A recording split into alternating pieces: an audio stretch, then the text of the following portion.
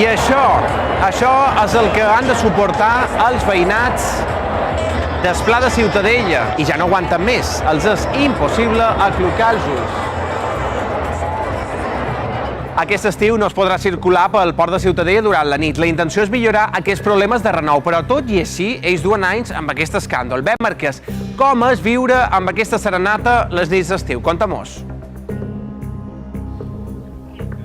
I li demano tot d'una a Carme, la nostra vecina que tenim aquí de la Morada, que fa molt d'anys que viu. Me demanen des de plató, Carme, com viviu les serenates aquí a l'estiu, quan obriu finestres i el vespre és mal de fer viure-es bé? És mal de fer, dormir, descansar, serrenaus i més serrenau de fons i les músiques aquestes pumba, pumba, pumba, aquestes músiques que no ens agraden i encara que ens agradessin, molta renou, molta polseguera, molt de desastres. Les plaques és un desastre. Entenc que el que més ens molesta, però, són els cotxos que posen música de fora i el xerver de la gent que deu pujar tota cap a la Morata i Santa Bàrbara. Sí.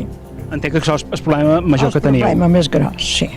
Els cotxos que aparquen, obren el maletero, te duen uns equipassos i posen la música a tota pastilla.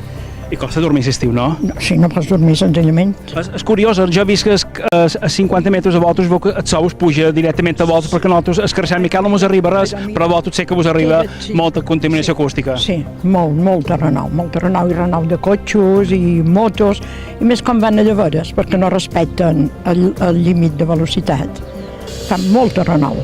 Molta. L'Ajuntament posarà la solució de moment, trob, si tot va bé i com toca, tancaran el trànsit a el que és el pla aquest estiu. Creus que és una bona solució? Perquè de fet la Moradeta, que l'estiu ja no he passat cotxes al vespre, però vagin el plau és una bona solució. Creus que pot ser una manera d'arreglar un poc aquesta... Vols dir que no hi haurà trànsit aquí baix? S'està estudiant que no passin cotxes aquest estiu. I el tema barques com està? El tema d'un nou és el tema de les renoves que us preocupa a vosaltres els veïns.